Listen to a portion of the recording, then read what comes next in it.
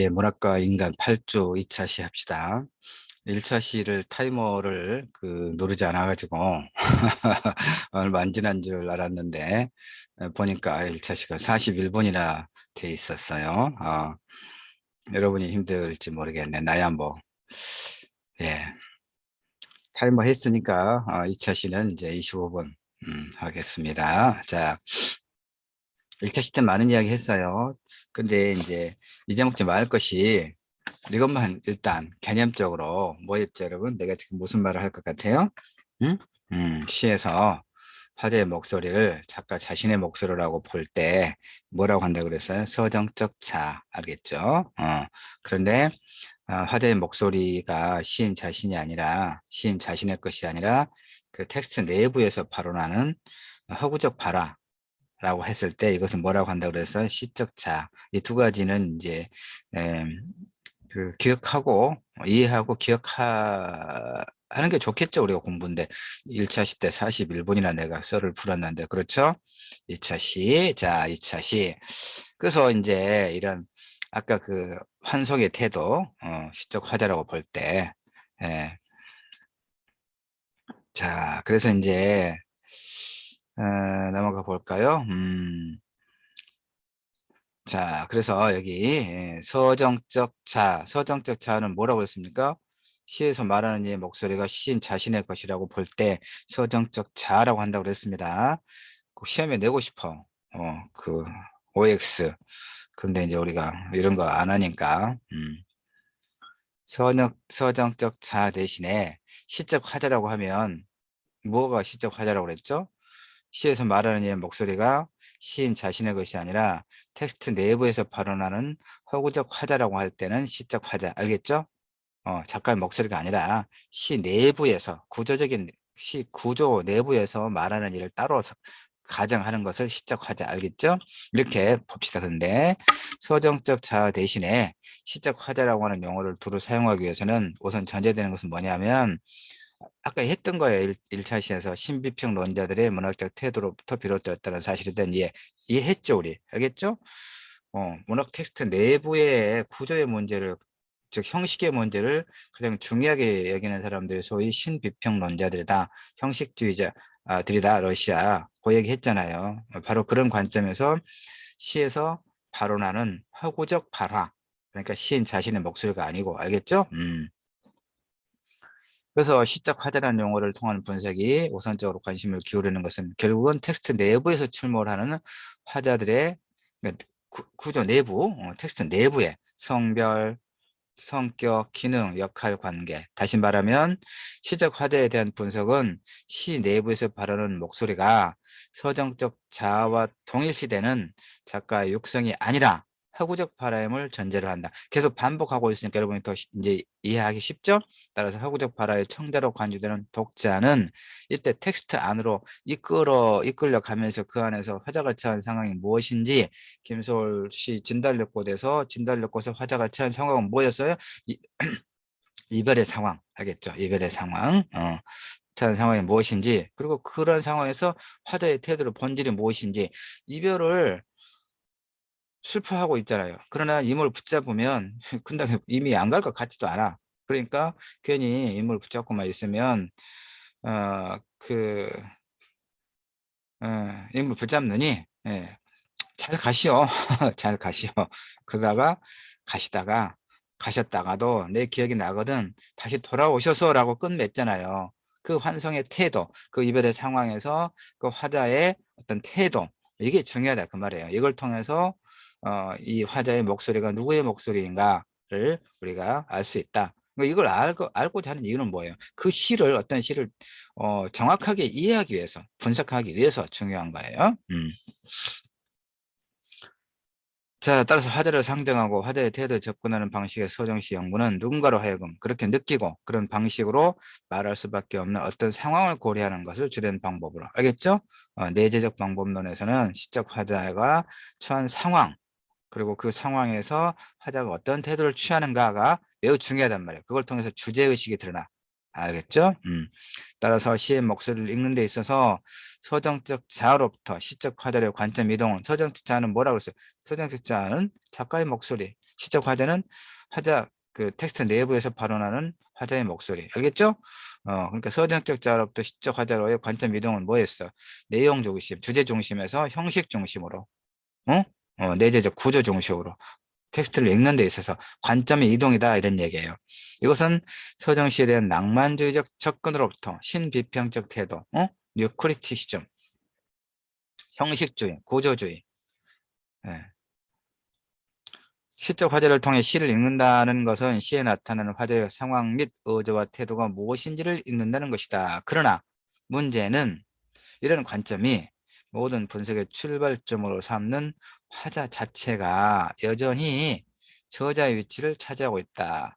이제 그러니까 이 서정적 자에서는 이 서정적 자는 누구라겠어요? 곧 시인 자신이라겠어요. 그러니까 그렇게 볼 때는 별 문제가 없는데 시인 자신의 목소리가 아니고 텍스트 내부에서 발언하는 어떤 허구적 발화, 시적 자아라고 하면 그러면 이제 어떤 문제가 생기냐면 그 시적 자아는 지가 알아서 자동적으로 생겼냐? 시가 시인이 지은 게 아니고 작가가 창작한 게 아니고 그냥 저 혼자 생긴 거예요? 아니죠. 이런 문제가 발생한단 말이에요. 이런 문제가. 어, 시에서 화자를 서정적 자, 곧 시인 자신의 목소리라고 이해를 하면 아무 문제가 없어요. 왜냐하면 시는 시인이 지은 거니까. 그렇죠? 근데 시적 화자라고 해버리면 허구적 발화라고 하면 그 허구는 꾸며낸 걸 허구잖아요. 상상을 통해서, 상상력을 통해서. 그럼 그 꾸며낸 것이 누가 있을 거 아니에요. 그쵸? 어. 그럴 때 이제 문제가 된다 이런 얘기입니다. 자, 화자는 텍스트 안에서 발생하는 것으로 간주되고는 있지만 실상 발생한다기보다는 선언적으로 요청된 존재. 그러니까 선언적으로 요청된 존재라고 하는 게 결국은 그 얘기 아니겠어요? 그렇다면 그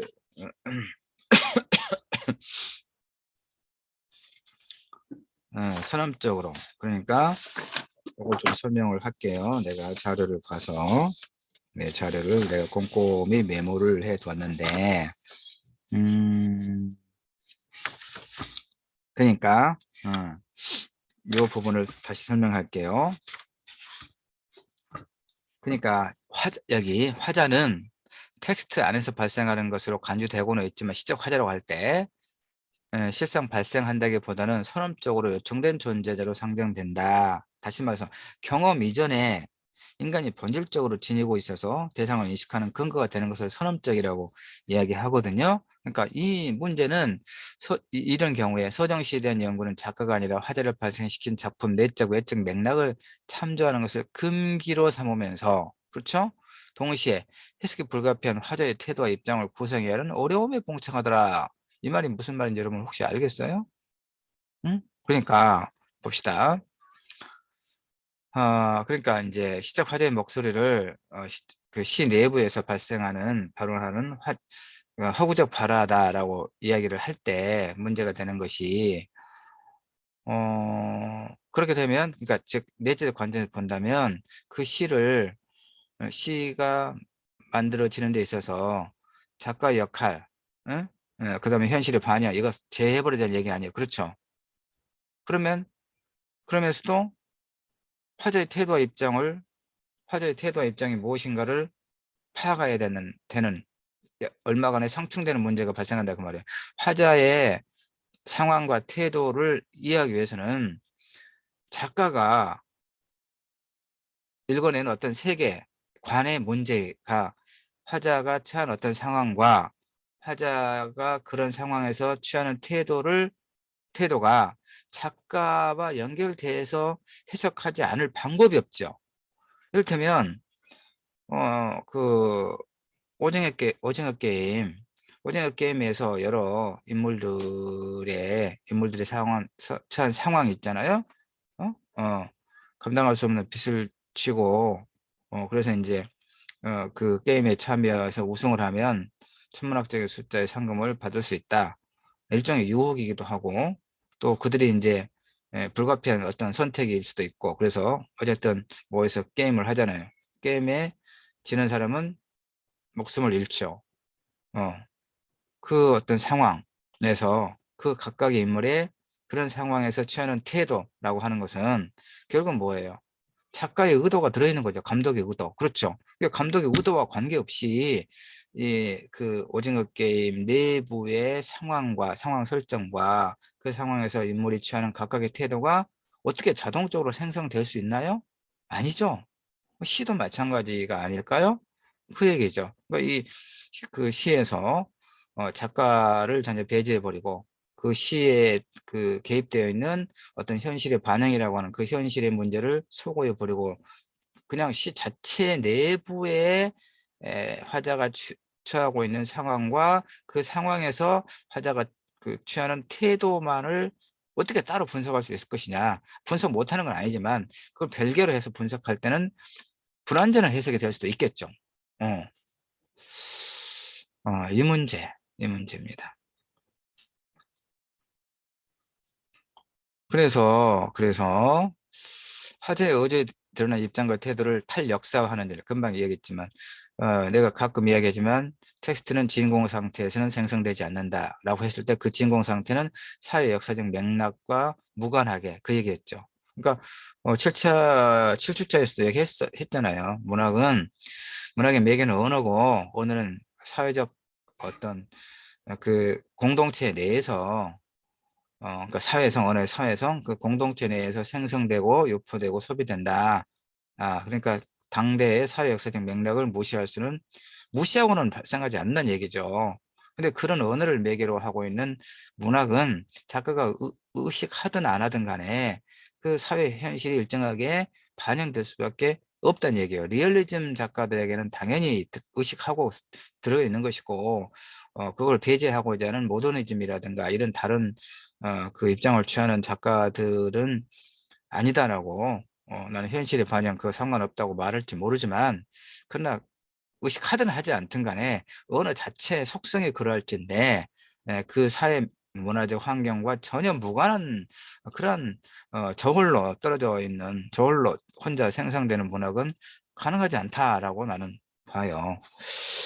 그것이 탈역사화라는 얘기예요. 탈역사화, 역사를 벗어난 역사와 관계없는 무관한 화자의 어조에 드러난 입장과 태도를 탈역사화하는 것은 사회문화적 맥락과 관계없이 말하고자 하는 것은 시 안에서 역사적 계기를 지니고 발생하는 것으로 상정된 화자의 태도를 계량하는 데 있어서 모순되는 전제 조건을 부여하는 것과 다르지 않다. 이제 내가 구조차에도 시에 대해서 한번 이야기할 거예요. 음? 예, 그래서 왜냐하면 이제 10주차부터 또 나중에 이제 그 뭐 수필이라든가 수필 동화 평론 이야기 하겠지만 주로 이제 그 소설 주제에 따라서 주제를 중심으로 소설을 좀 읽어 나갈 거예요. 그런데 그래서 이제 시를 지금 7주차에 8주차에 9주차에는 이제 구체적인 어떤 뭐 요 부분 그러니까 그 30년대 한국에서 30년대 소위 순수 문학을 주창했던 소설을 쓰는 김동리 시에서는 저 전남 강진의 김영랑 이 두 시인의 작품들 그리고 두 시인의 어떤 작가적 태도 소위 순수 문학론 이것을 비판적으로 좀 읽으면서 문학의 텍스트가 탈역사화가 가능한가?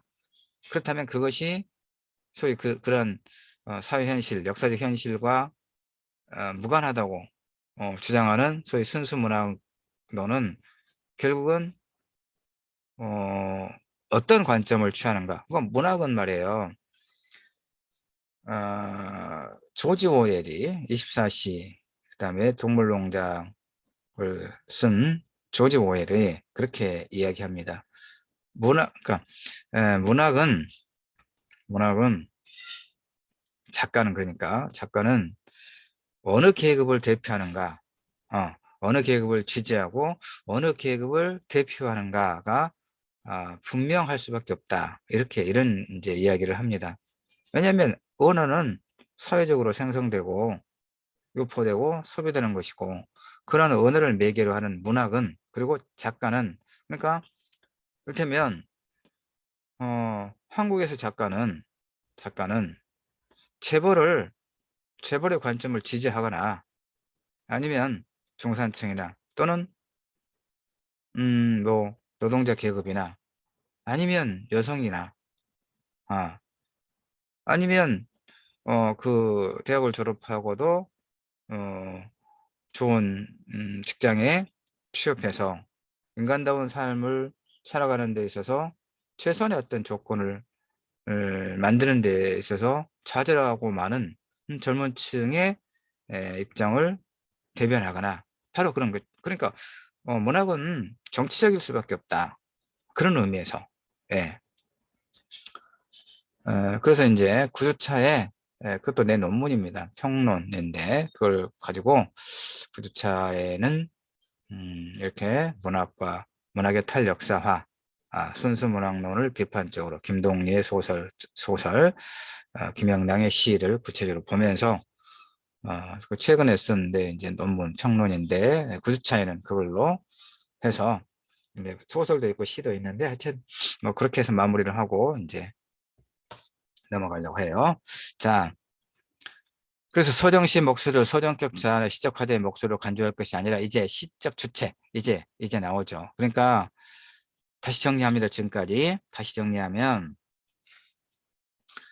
서정적 자아라고 했을 때는 시에서의 목소리를 작가 자신의 것으로 이해하는 것, 알겠죠? 예. 그런데 시에서의 목소리, 화자의 목소리를 시인 자신의 것과는 별개로 텍스트 내부에서 발원하는, 음? 발원, 출발, 시작, 알겠죠? 생성되는 허구적 그 발화다라고 했을 때 시적 화자라고 이야기한다고 그랬죠? 시적 화자라고 했을 때 이건 이제 신비평의 관점, 형식주의적 관점, 내재적 관점.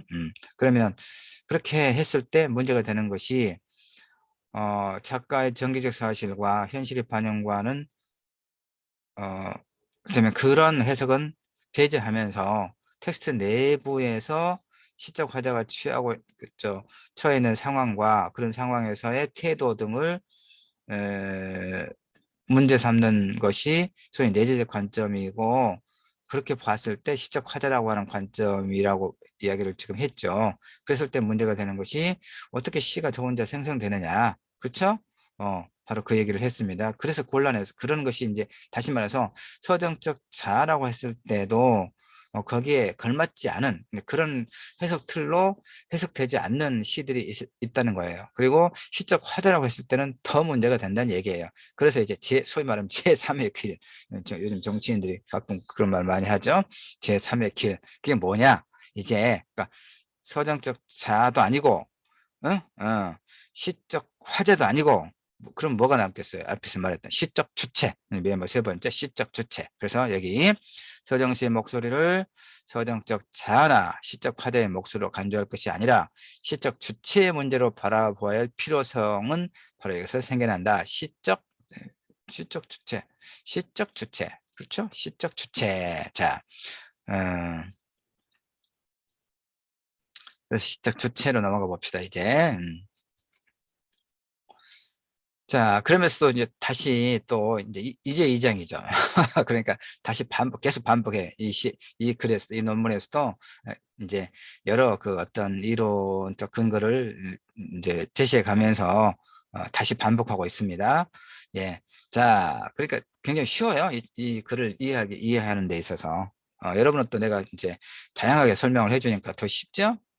그렇죠, 여러분. 얼굴을 볼 수가 없네. 쉬운 거죠? 어. 여러분, 내가 단톡을 안내를 하면 아무런 대답이 없어. 대답. 그 우리 수업 평가가 어떻게 되죠? 과제가 20%, 중간 시험 30%, 기말 시험 30%, 추석 10%, 나머지 10%가 뭐였어요? 수업 준비 및 태도. 수업 준비 및 태도. 그러니까 예, 그럼 뭐 됐고. 자, 서정 씨의 목소리는 누구 혹은 무엇의 목소리인가 하는 질문에 대해서 가장 우선적으로 생각해 볼 수 있는 답변이 뭐라겠어요? 소정적 자, 소정적 자의 목소리, 즉 작가 자신의 목소리, 알겠죠? 그래서 함부르크는 이제 문의 이론가 함부르크는 문학의 논리라고 하는 자신의 책에서 허구적 혹은 모방적 장르와 서정적 장르를 또 구분합니다. 그리고 서정시에서 가장 중요한 것은 서정적 자다.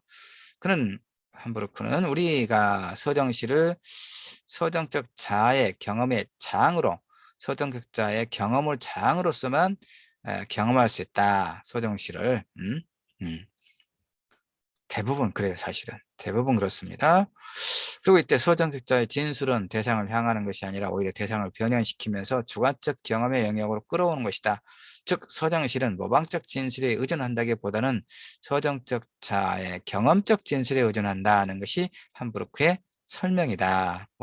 이건 에, 그 그냥 넘어가도 괜찮아요. 너무 어렵다. 너무 전공 영역의 이야기다라고 하면 넘어가도 돼요. 그 다음에 넘어갑시다.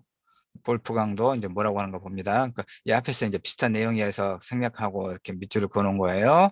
볼프강 카이저도 자, 서정적 표현이란 대상적인 것과 심적인 것이 서로 침투된 그때그때 고조된 감정의 알림이다. 그러니까 서정실은 뭐냐? 어떤 대상에 대한 느낌이 이렇게 그 차오를 때 그 언어로 표현한 것이다. 압축된 간결한 언어로 리듬을 살려서 표현한 것이다. 그 얘기예요. 그래서 서정시는 자아의 독립된 표현이다. 카이저도 서정시를 자아와 뗄 수 없는 장르로 인식한다. 이것은 즉 그거예요. 서정시의 목소리는 작가의 그것과 다르지 않은 서정적 자아다. 알겠죠? 서정시의 목소리는 작가의 그것과 다르지 않은 서정적 자. 작가의 목소리, 서정적 자. 알겠죠? 이제 여러 번 강조 한 10번 이상 했네. 넘어가고요. 이렇게 쭉 살펴보았듯이 우리가 서정시는 누구 혹은 무엇의 목소리냐고 물었을 때 그것은 서정적 자의 목소리라고 대답하는 논의 속에는 각각의 세밀한 입장 차이에도 불구하고 서정시가 어떤 구조를 지니건 결국은 작가 자신의 목소리임을 전제하고 있다. 알겠죠? 이제 충분히 됐어. 서정적 자, 곧 작가 자신의 목소리. 그 다음에 이제 노스르프라이는 캐나다의 이제 그 문해 비평가인데 신화 비평으로 유명한 사람입니다. 신화 비평. 그러니까 이제 문학 작품을 분석하는 다양한 그 분석 방법론이 도구가 있어요. 그런데 노스르프라이의 특장은 뭐냐면 신화 비평. 자, 하여튼 노스르프라이는 서정시를 엿듣는 바라로 규정합니다. 엿듣는 바라. 이건 또 뭡니까? 이럴 때 서정시의 목소리를 이해하는 여러 상황이 확연히 달라진다. 문학에서 이 노스르프라이는 형식주의자입니다. 구조주의자. 그래서 이제 뭐라고 하고 있는데 이것을 좀 설명하고 있는 게 밑에 글이니까 밑에 글부터 봅시다. 그래서 노스르프라이는 서정시를 자아의 표현과 진술의 관점에서 해석하는 입장들의 기초를 제공한 낭만주의적 실론의 견해를 문제 삼는다. 어려운 것 같지만 그 서정자라고 시에서의 목소리를 서정적자라고 인식하는 기존의 그런 해석 틀을 거부한다 이런 얘기예요. 노스르프라이는 그러니까 형식주의자예요. 내재적 분석을 중요하게 여기는 거. 그러니까 시인의 목소리는 누구의 것이냐라고 했을 때 노스르프라이는 뭐라고 하겠어요? 시적 화자라고 이야기하겠죠? 시 자체 내에서 텍스트 내부에서 발언하는 허구적 발화의 목소리다.